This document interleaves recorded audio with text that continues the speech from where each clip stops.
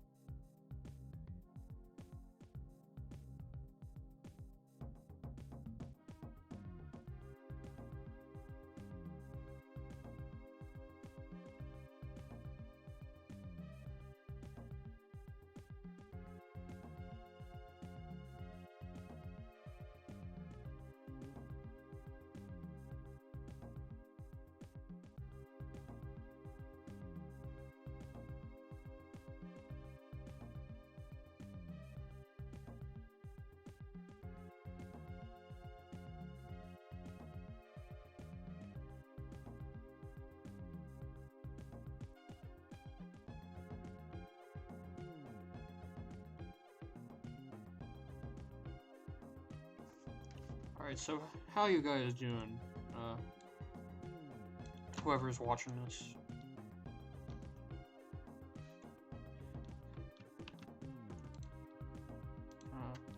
So this is gonna be a bit of an interesting podcast. I might need to turn the music a little bit.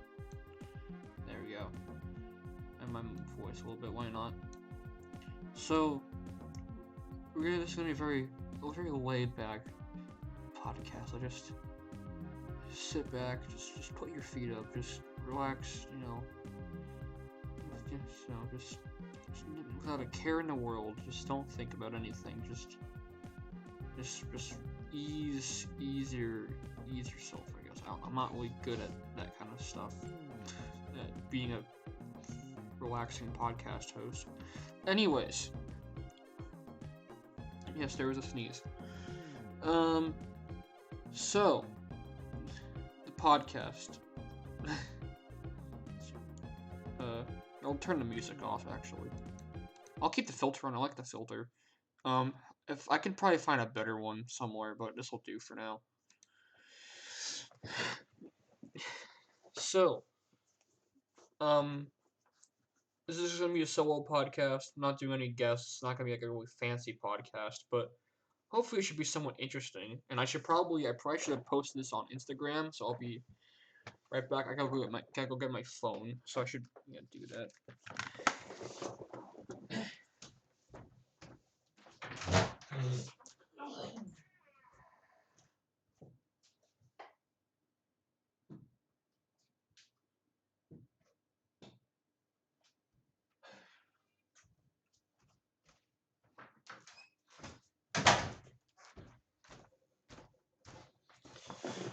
Alright, so I'll just message the people on Instagram about it. So, I should probably mention that, if you want to still suggest a name for the podcast, I don't want to just call it Jaden's Gaming Podcast for forever. Excuse me, for forever. I want to have like an actually good name at some point. So, if you want to suggest a name, I have a link I can give in a little bit once I do this.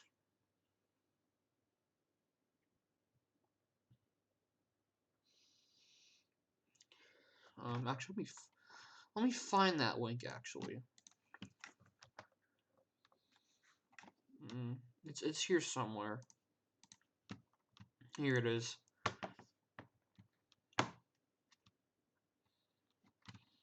So I'll just go ahead and just share this out, or just. Well, there's a better link I have somewhere. It's right here. Here we go.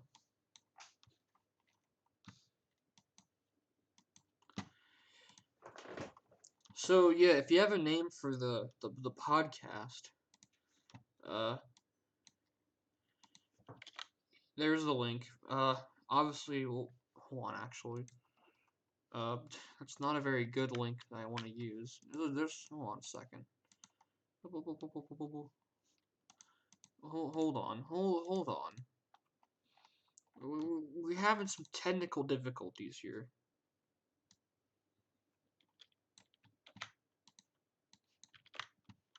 Uh,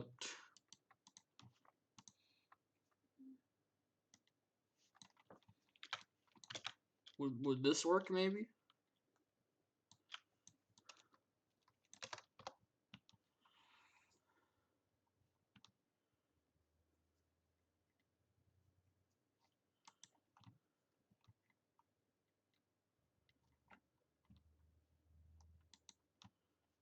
Uh,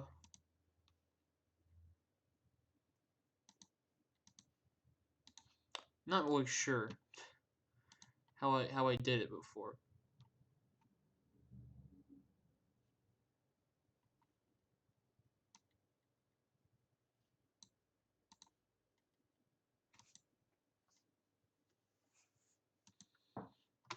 Hopefully that works. Uh, mm, we'll paste. Well, okay. I guess we'll paste it there. I guess that should maybe work. Hopefully, we'll try it out actually. Yeah, I think it works. That'll work. That'll be good. So if you want to if you want to give a suggestion as to what the podcast should be called, there's that link in there. Of course, it's a long link. So I'll post it in the chat. That'll make it easier actually. Just post it in chat and just copy that. There you go. That's easier. So we don't even need this. All right. So now we talk about. This is the part where we discuss, of course, the morning time, the breakfasts, if you will, food. I had some cereal this morning, some of the Halloween cereal, which I have not had in a very, very long time. There's some Count Chocula. That was pretty epic. It was just kind of a bit of like it was kind of cool to have something I haven't had in so long. Halloween cereal, and it was still pretty good. I liked it. Uh, I am off today. We have a nice 4-day weekend from school, so I was thinking, you know what, might as well do a little podcast, just while I can.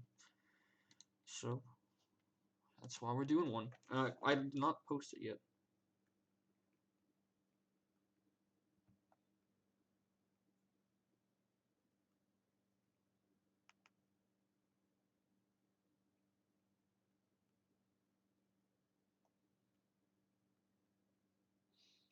But we should get some more music. I don't know. It's kind of weird because it's not really. I kind of feel weird calling this a podcast because I mean it is, but like it's also like live, and most podcasts aren't live; they're pre-recorded. So I don't know if you can really call it a podcast, but I mean I guess it still is. But there we go. So yeah, nothing's really happened this morning. It's been like kind of relaxing, and I'm gonna try and enjoy this weekend. I haven't showered yet, but I'll have to later. because I need to keep clean. Need to stay clean. And I should probably change that picture because that picture is kind of ugly. Oftentimes I don't even make anything for breakfast. I just have cereal. I should try and have a more diverse breakfast. Well, there's some apple slices left. I could have that for something a bit healthier. Some fruit. You know how much I love that fruit. Alright, well. So, I guess we might as well just get into the actual topic. There's not really any news. I don't know. We don't really. This isn't really a gaming news podcast. It's more about like just like a informative, like mostly retro game podcast. But I don't know. We can branch out in the future maybe. I don't know. I'll have to like. There's some things I want to change about this podcast, but we might talk about that later. But anyways, the topic: prototypes, prototype games. Uh, I need to look at this. I forgot to do this last night. So we have, well, first of all, I guess prototypes have always been kind of a fascinating thing for me, because they're games that like of course we have now, like we see them, like we have ROMs of them or like at least images of some of them, but like their games are like kind of like weren't meant to be in a way, like they're like almost like it's almost like games from like an alternate universe in a way, like they're games like when you see a prototype, it kind of makes you wonder like what would happen if it was released. Like what kind of impact would it make? It's kind of interesting. And a couple of the prototypes we're gonna talk about today might have actually been pretty good games if they were finished. Maybe classics even. So it kind of makes you wonder how the gaming scene would change if these prototypes were released. Of course, not every prototype's like gonna be like a very big game. All of them aren't. But they're still pretty. They're still a pretty interesting topic for me, anyways. I do love prototypes and discussing them and playing them, especially. So we have three that all have playable versions. There's ROMs for all of them. So these are all ones that you can play on an emulator and happily enjoy. And so we'll get started in a little bit. I think hold on. Might need to mute for a little bit, but we'll try and get started here. So the first prototype is gonna be. Not sure which one I should actually talk about first. I guess I should go in order of when they were released, maybe, or when they were developed, which I'm not exactly sure when that would be. I'm not really sure.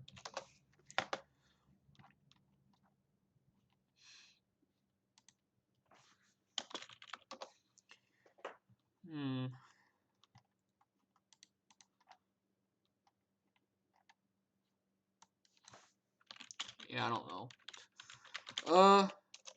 I guess we can talk about. Well, I have one. There's one Commodore game, one Atari game, and one arcade game that we'll talk about. So there's that. I'm just not really sure which one to go into first, I guess.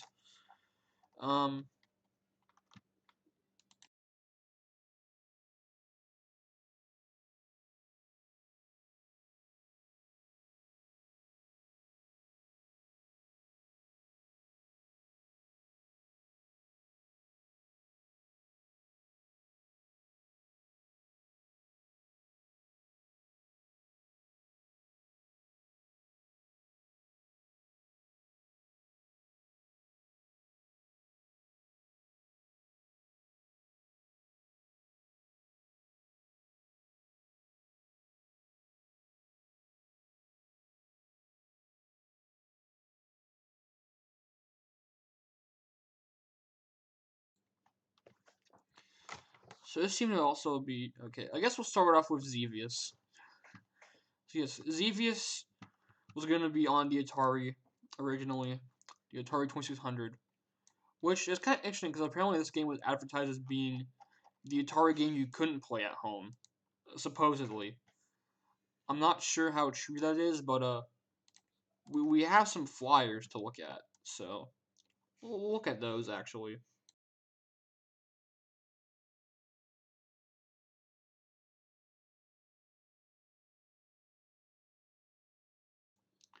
I probably should rename my files whenever I download them, because having a file just be a bunch of numbers and letters is not very helpful.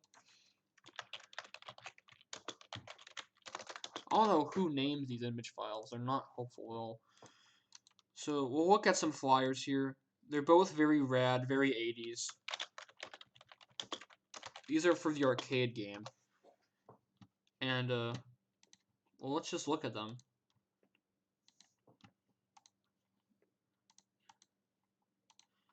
Hold on, we gotta have our filter over all of it. There we go. Now it's perfect.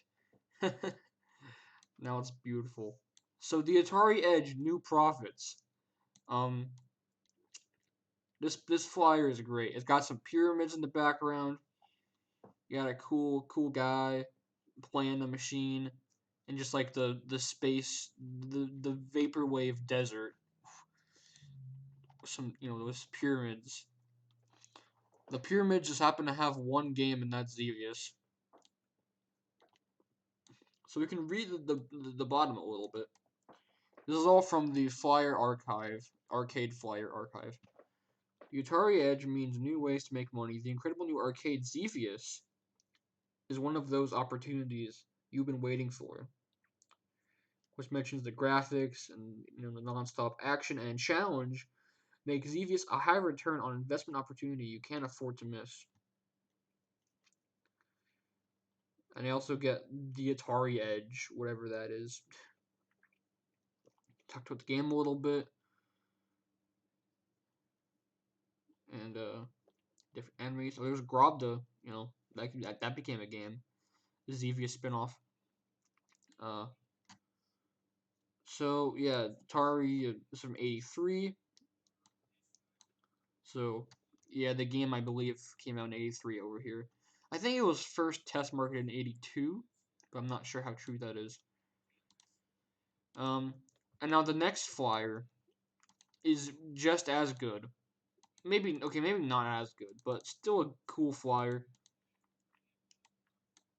Still a nice epic flyer. Whoops. Stop, please. There's that same guy. The Atari Edge Media Blitz blasts off Xevious. Xevious. Now, Xevious is kind of a bit of a weird game. It's not like it's considered a classic of Namco's, but it really wasn't like a big hit in the arcades. I think it still did fairly well, but it's not as big as like even like a Zaxxon or like a Burger Time, or maybe it's about as popular as those. But like, it definitely was not as big as Pac-Man, that's for sure. I use ArcadeMuseum.com to sort of like judge how popular games were by like how many machines are available, at least ones that were owned by collectors. Now, this is not perfect, of course. Sales records for these games are practically impossible to find nowadays, at least for some games. So, judging this by how many games are owned by collectors it's not really the best way to judge how popular a game was, but it's really all I can use, so I'm just going off it, and it's usually pretty accurate, so excuse me. So we're gonna go with it. So it lists this game as being very common. There's 187 known machines or instances, and 137 dedicated machines. And in comparison to a game like Rally X says there's 105 dedicated machines, so they're pretty close. But then you compare it to like a more popular Namco game like Dig Dug. We'll look at Dig Dug here, and the machines for Dig Dug there's 476. So yeah, not exactly as big of a success as other Namco games, but it was still very popular. I guess it wasn't. It was much bigger in Japan from what I heard. It was like a huge success in Japan. But yeah, apparently this mentions it was like a commercial on MTV and on like radio, like radio spots. Advertised on national television as the Atari game you can't play at home. So I cannot find a commercial that says that. I did find a commercial though, which we're gonna watch and just look at briefly. So we'll go ahead and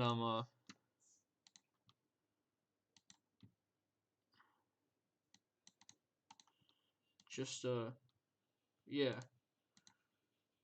we'll take a look at it.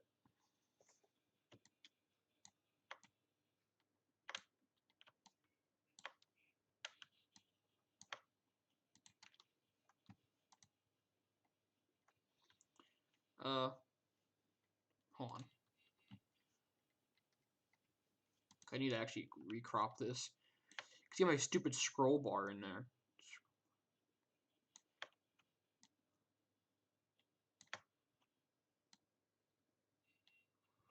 Uh, oh, that's probably fine. You might see some of the outside border of the YouTube window, but that's okay. So let's watch this little thing.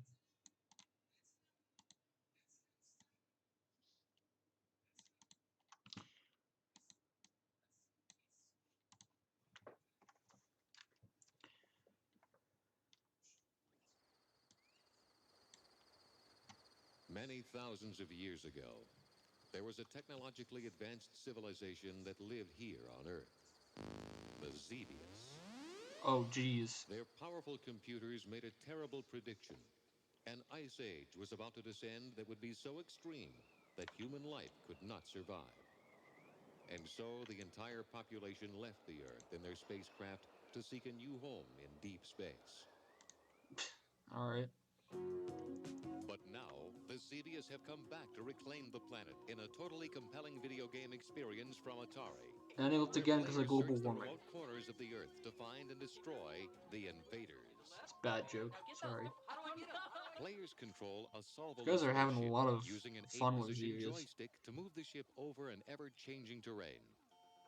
The Solvaloo flies over forests, rivers, deserts, Hey, it didn't actually and fly over that oceans, river, you know that? searching for Xevious ground bases and air targets.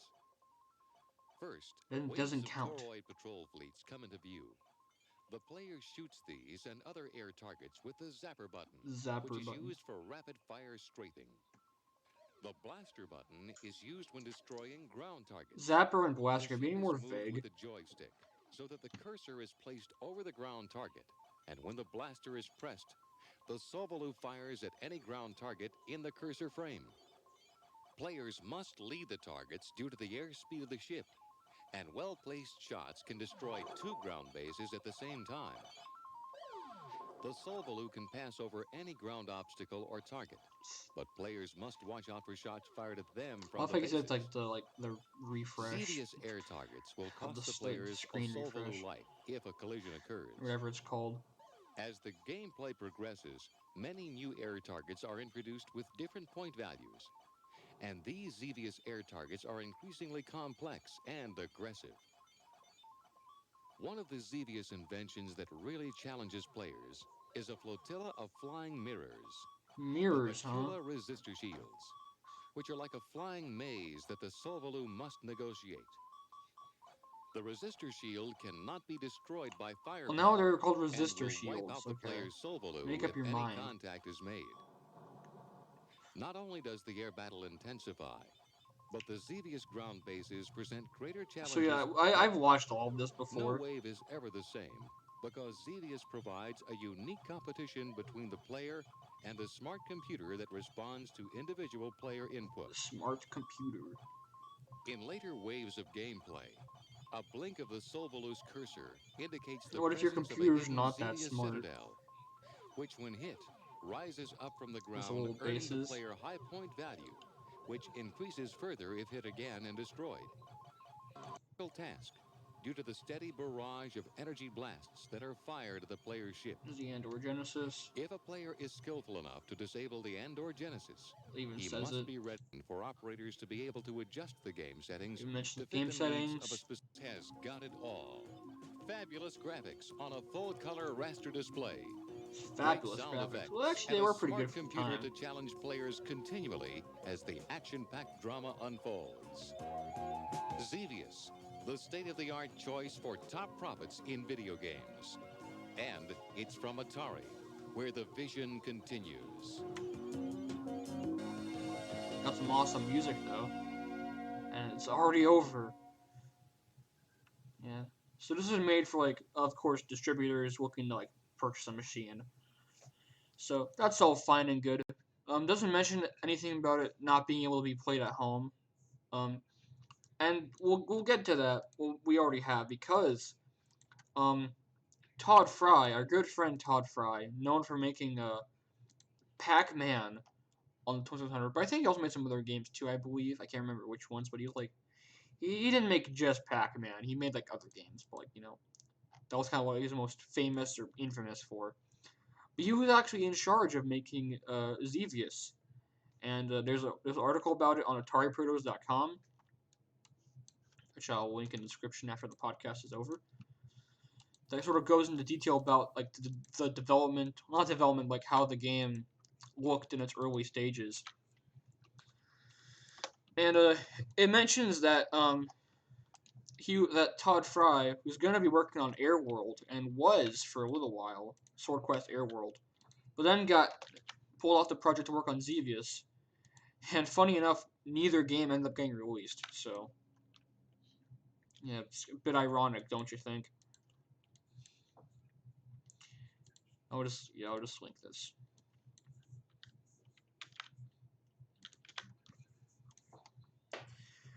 So I'll read the shit. I'll read, like, the page for Atari Protos. So it goes over some of the enemies. Apparently it actually is, like, has, like, quite a few of the enemies. Like, it's a pretty, like, well-made port, and actually I'll play it in a little bit. We'll show gameplay of each game.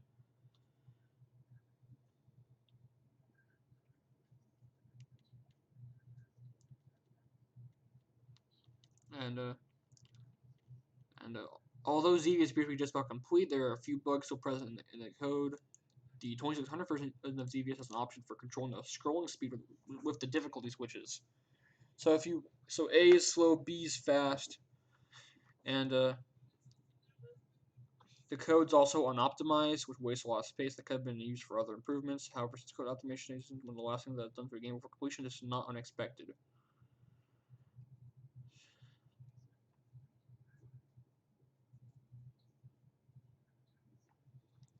So there's also a prototype box apparently that was made for the game. So it's that. They look pretty similar to, like, the 7800 box, so it's not like you're missing out on anything. But yeah, this was gonna be like, this was pretty close to being finished, and we'll actually go over it in a little bit. So yeah, let's play the game, and I can sort of show you what it looks like. Of course, with our epic VHS filter.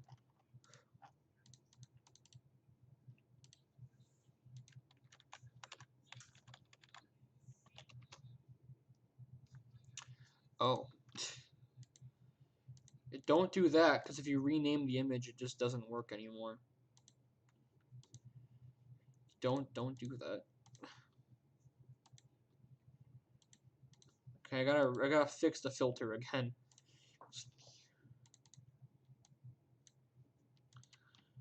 Color. We'll go for blue this time. I like a nice blue. Okay, yeah. Like a bluish, like, yeah, that's a good blue. And then hue shift. No. Opacity. Yeah.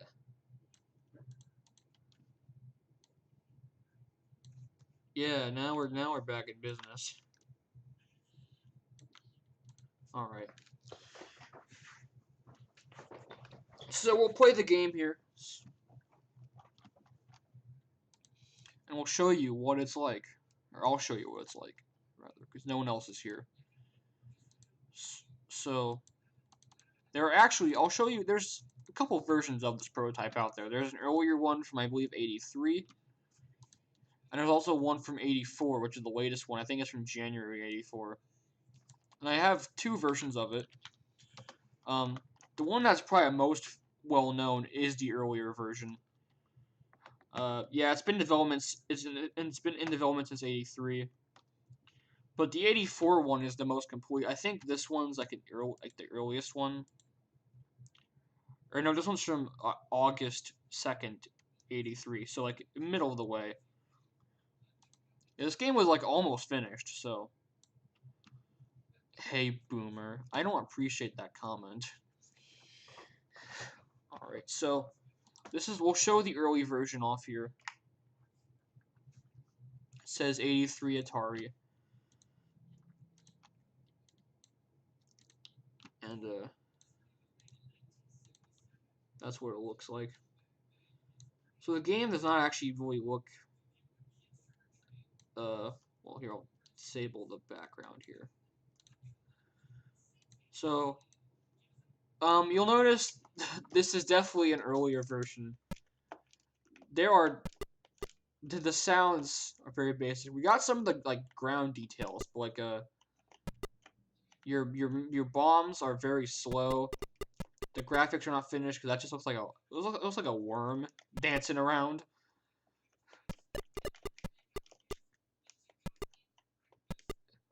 Xevious worm Photody. Okay, I managed to get him. So yeah, very basic sound.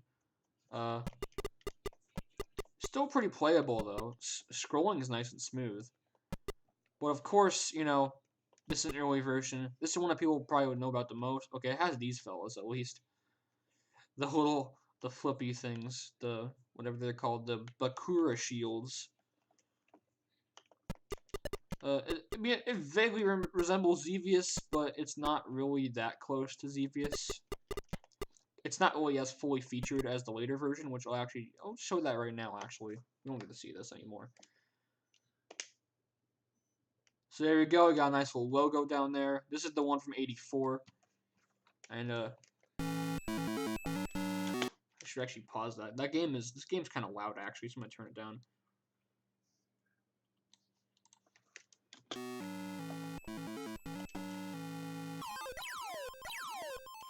Yeah, very, very loud, actually. Hopefully it's not too loud that you can't hear me. But, so you can see this actually has the music. It has better sounds, it has more enemies. The game looks a bit better. I can pause it here and actually switch on the smooth scrolling. This is a bit slower scrolling. So you can see this is like, when you put it in fast mode, it's a bit jumpy and like choppy. But turn it into slow mode and it plays way better. Uh-oh, Stinky. Hello, Silas.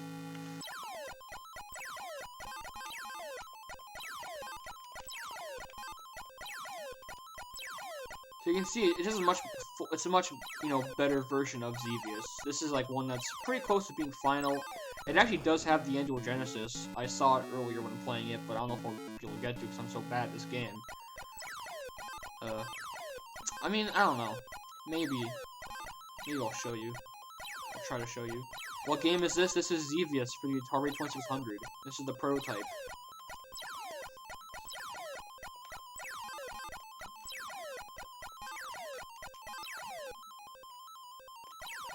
There you go, extra life. You get one for every 10,000 points. Yeah, I'll quit for now. It does have quite a lot in it though. I can try and show off some like screenshots here. I believe the Atari Protos site actually has screenshots of like all the enemies. No, not the Angiogenesis. Oh no, it does. It does. Okay. So I'll show that off here as well.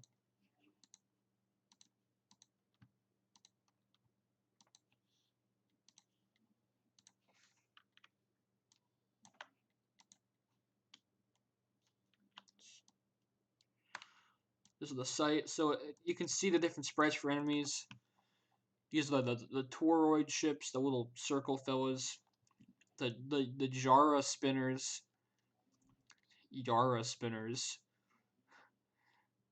Funtzenyara alt, no, Zexenyara alt.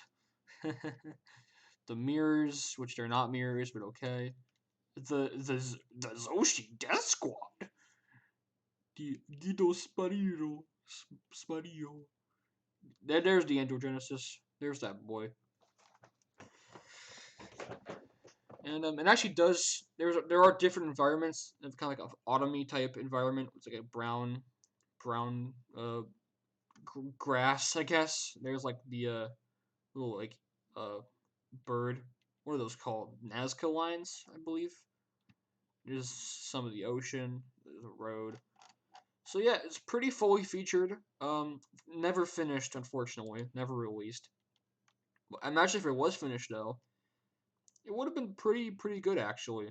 Now this game was eventually released on the 7800, and it was also prototyped for the Atari 8-bit and the 5200. So really, you could play Xevious on all the Atari systems. It's just only the one for 7800 was released. So yeah, this one was never on store shelves, but still a pretty cool little port.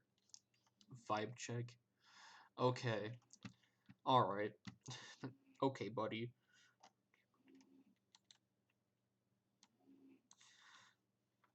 Turn my picture back on.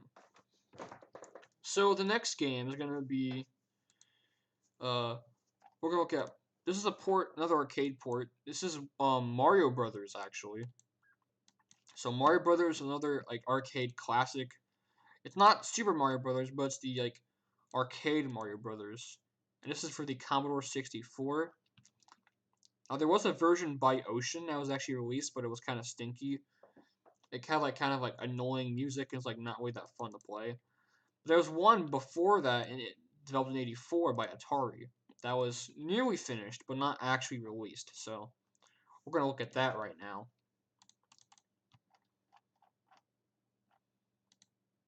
Okay, I load up the good old Commodore 64 emulator. I have it in NTSC mode because this is an American game, so it's having the American like graphics mode. So wait a second, that's the wrong one. That's also the wrong one. Where is it? Where's the, come on, I have it somewhere. Here it is.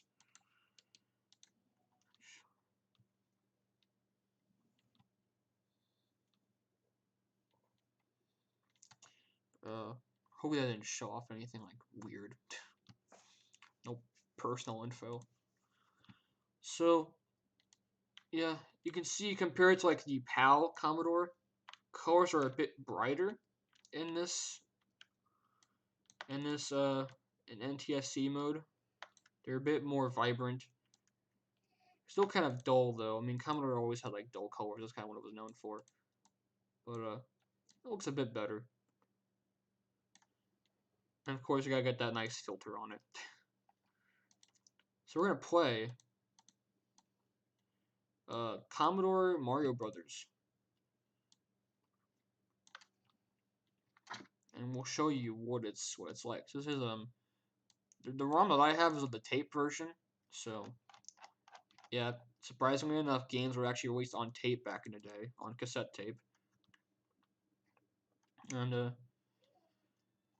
we'll read the page a little bit, I guess, as well. I don't know what unlimited power means. Well, there's the title screen.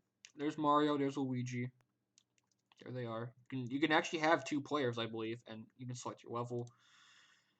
So, apparently the game was actually unreleased due to development issues. The game was almost completed, but was not released. But someone actually did find it. I don't know how, but somebody did find the game and leaked it online. Apparently the problem was that they couldn't get the brick layers, like the little bricks that you bounce into to like move upwards, like to kind of curve. they couldn't figure it out, and also like there's some other things I noticed while playing it. The sound's kind of not that great, and like there's like some other weird issues with the game. You'll see when I play it, but it's a pretty good game. It's definitely like not finished, close to being finished, but still unfinished. So.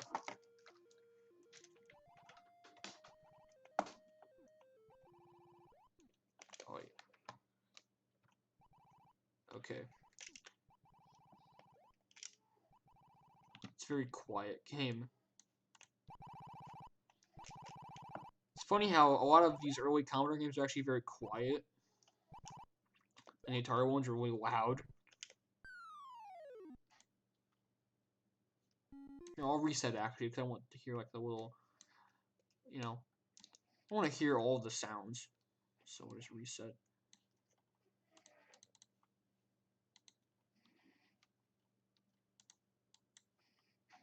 Or, come on. There we go. So yeah, this is a quiet game. It's quiet. So yeah. How was your day? This is like the least.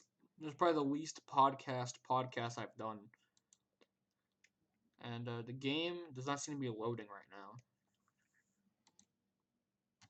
Maybe it is. I don't know. What if I try again? I think if I just don't touch my controller, it'll work fine. If I just leave it alone.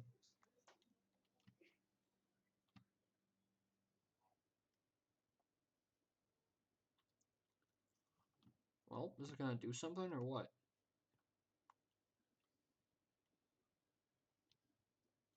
Hold on, I'm gonna try closing and reopening actually.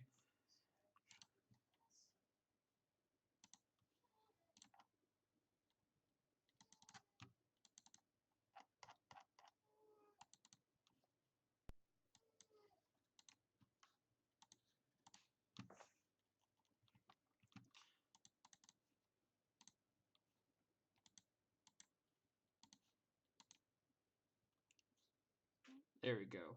Now it's actually working. No. Let's just play the freaking game, my dude. Oh. So yeah, the sounds could be a bit better. They're, kind of on the quiet side. They're not really that well done. But the game looks like Mario Brothers. You can see when I jump into like the little tiling, they don't like bulge up, which is kind of like the problem they had with making this game. They couldn't get that curve properly. But it has all the Mario Brothers features. It has these like enemies, the shell creepers, which are actually like the early Koopas, pretty much.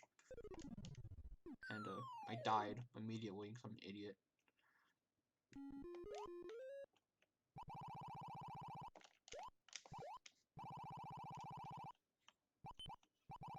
Got the coins. Like, the game actually looks really good. Like, the animations are really good in this game. Just, of course, the sound can be a bit better. The game can maybe look a bit better.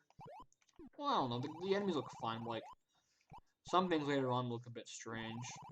They just need to fix that. They just had to fix that, curving problem, which they couldn't, unfortunately, for whatever reason. I can try and show off the ocean version later, which I have played. I don't really want to play it right now, but I can find it later. You can see him getting back in her shell, so that looks pretty good, actually.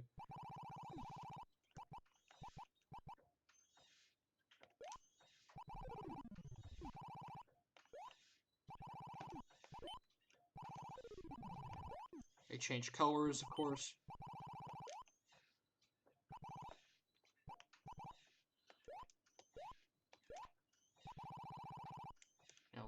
It's very much Mario Brothers.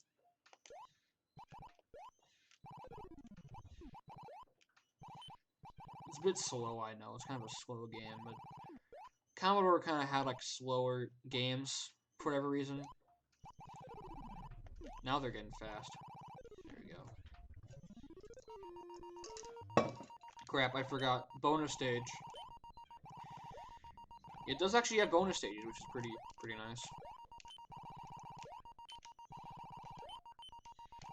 No.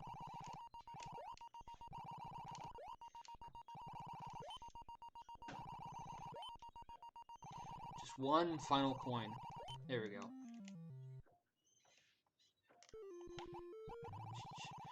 And no status screen afterwards, but that's fine. Now we got crabs, the you know, the crusty crabs. They're there. They vibing. They be chillin'.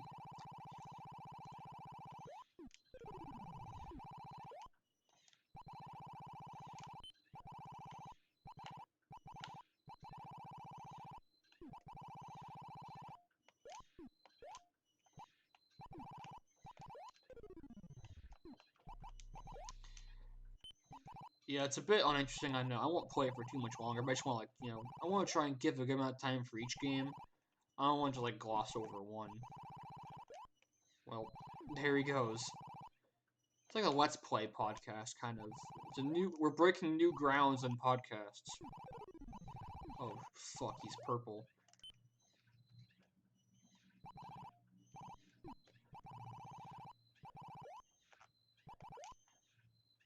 And this is actually the first time Luigi was ever a character, so this is Luigi's first appearance in this game. I'll just go ahead and actually turn off the game right now, but you can see, you know, it's a well done version for the early 80s. Of course, never finished, but, you know, it's a pretty nice game. And, I can actually put this little screenshot here. I can show you that Luigi's actually in the game. So, yeah, there he is. Luigi's second player. Well,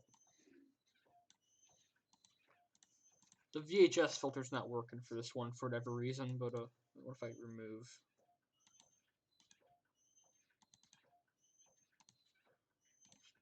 Yeah. There we go. So we have one final game to look at. I guess I'll link this as well.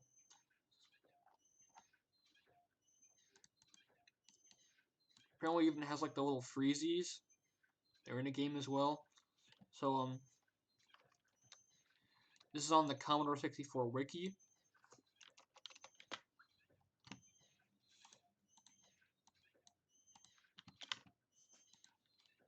So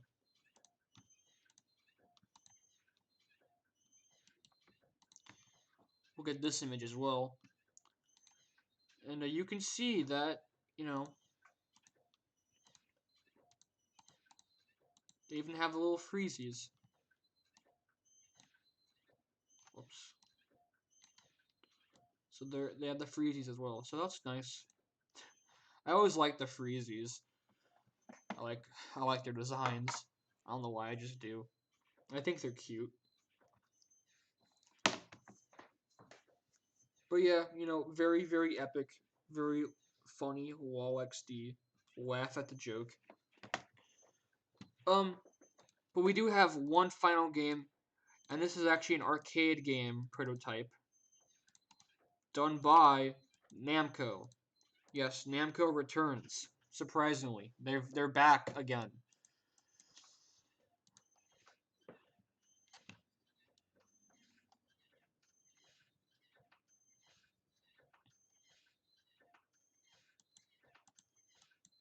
So, the last game is actually a game called Puzzle Club. Now, there aren't too many Namco prototypes I know about. The main one I do know about is this Puzzle Club. So Puzzle Club is one that is very obscure, and of course was never released. And yeah, no one even has a board of it, as far as I know.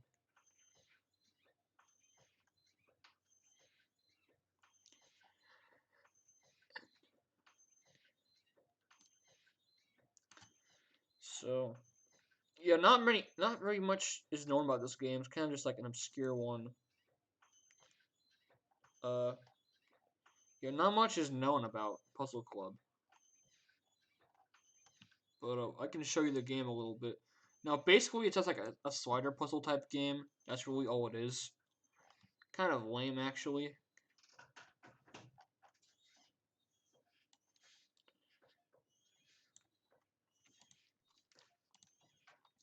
Where did I find these games? Good question. I don't really know. I just kind of like I go on like I just look at game sites a lot and like just various resources, and I just find a lot of these games just by coincidence, I guess, or just randomness. I don't know. I like a lot of retro games. I just look at that kind of stuff a lot, and I just happen to find a lot of these older games. So yeah, it's a passion of mine. I do genuinely love these games. So yeah, that's just I just find a lot of them just out of just searching for new games to talk about and look at. I guess there's the best answer I can give. So I already had Puzzle Club loaded up earlier. Let's see.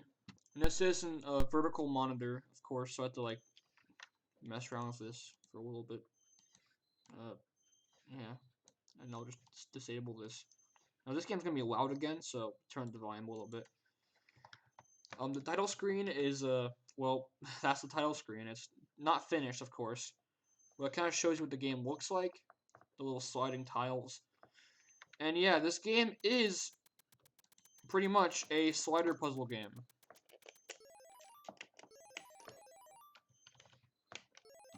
We could turn up a little bit maybe for you guys.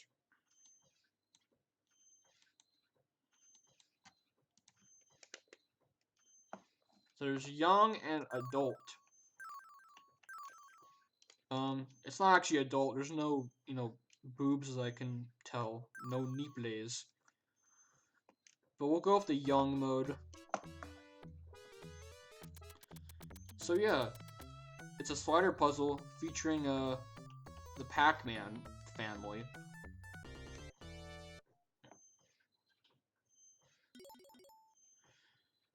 And yeah, it's just a slider puzzle game. It's not really that exciting. It's just yeah. If you love slider puzzles, then this game is for you. I don't know many people that do though. All people I know hate slider puzzles, but yep, it's a slider puzzle game, and it's a bit sensitive these inputs. Probably took too many moves. It probably could have done better, but oh well. And it says how many moves you've made, like how long you've taken. It's all about just like trying to get the best time and slowest and smallest number of moves. Hold on a second. I need to mute myself.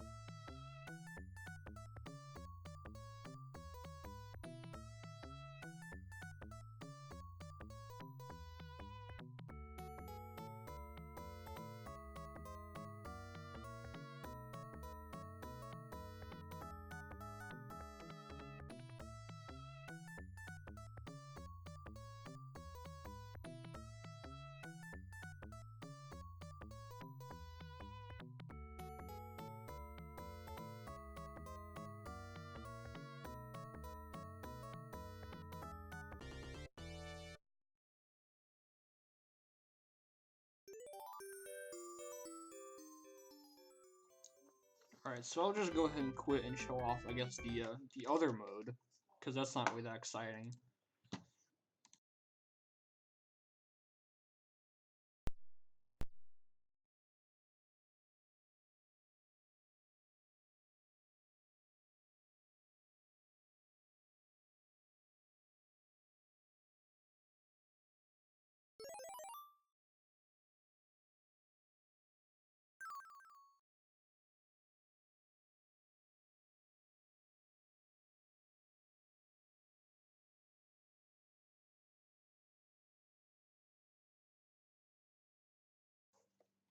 So, this is the adult mode, or floor exercise.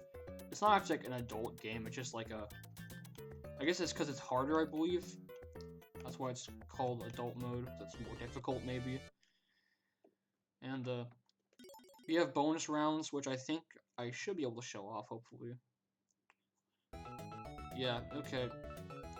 Yeah, you gotta be fast. You gotta have a girl, she's lifting weights, or doing exercises. But of course, I'm bad at this, so I can't do it in time, so sorry, but yeah, that's all I can do. It's very exciting, I can tell. You can tell it's a really just great game. Not really. I can see why this game was never actually released. It's like it's more of just like a demo than anything for like a better game, I guess. I don't know. It's sliding puzzles. It's not that exciting. You know, this isn't really something you want to play in an arcade. It's not really that fun. It's really like a lesser game for Namco. And of course, you can tell that it was not finished by like the title screen, especially. It's just kind of a, you know, it's a game. It certainly is a game, but it's not a very interesting one. And yeah, it's about, there's a Namco logo, there's bells, there's another bonus round, shuffle. Okay. We should actually see it unshuffled, but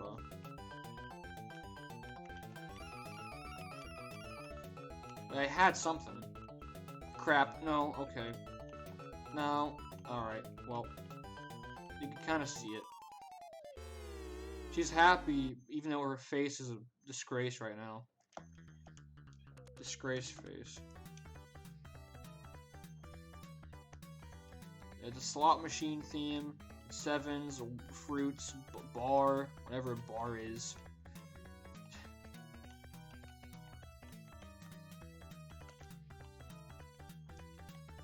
How come the slot machines have sevens on them? I never really understood that. Slot machine sevens.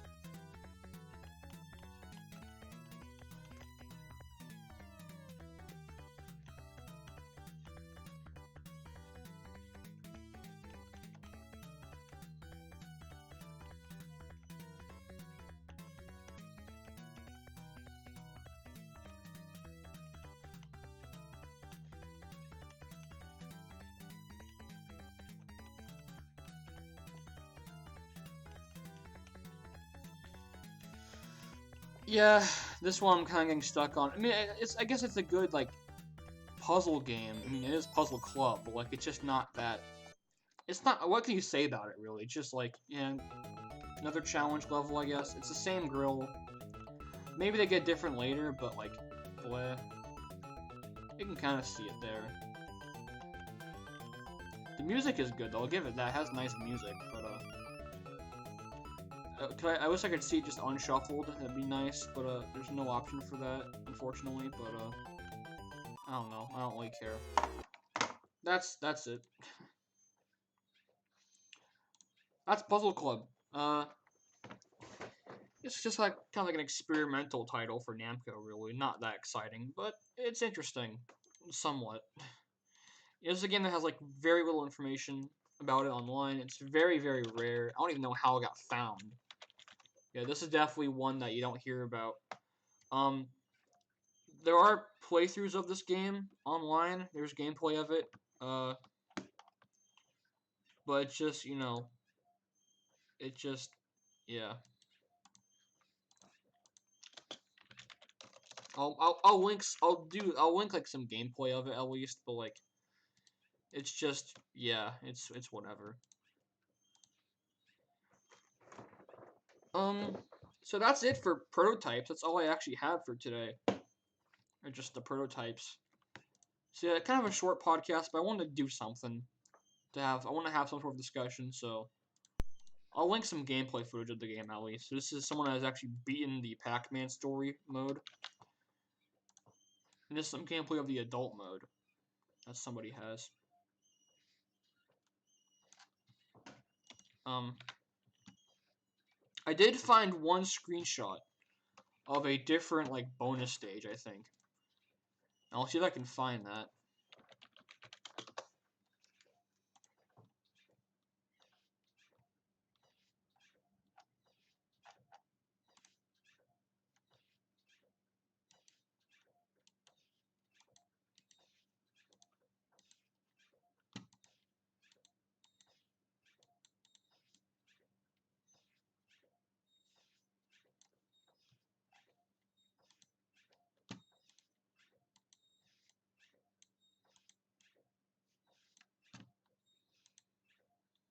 Uh, so here it is. Um, there's no face. You're missing a face, unfortunately. But there's a this screenshot as of a tennis girl, tennis lady, and yeah, she be vibing, she be chilling. There's no face though, sadly. She has no face. So yeah, bit unfortunate. Oh no, here we go.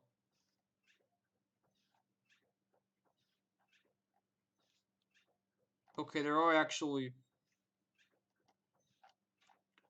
Okay, maybe it does get a bit strange later on.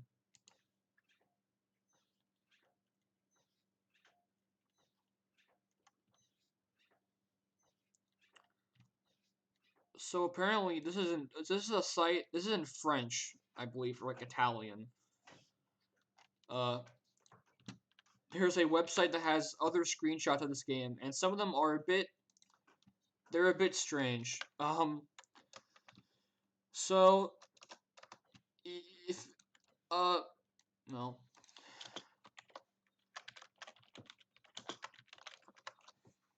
I guess view at your own risk. Uh, I don't know. Maybe that's why this game was ever released, because it's not like appropriate. I don't know. I don't know why these are in the game.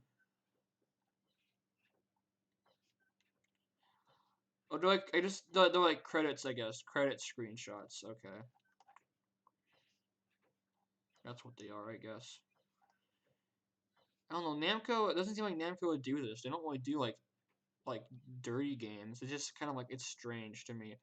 Maybe they thought it was in bad taste, so they just never released it. I don't know. But yeah, that's all I have. Um, if you want to hear about more prototypes, then maybe I'll do another episode in the future. There's tons of prototypes out there I can talk about. So we can talk about more in the future. Maybe we'll go into more prototypes. Maybe I don't know. But that's all I have for now. So I'm just gonna call it quits. I'll have some links in the description about other links to check out and look at.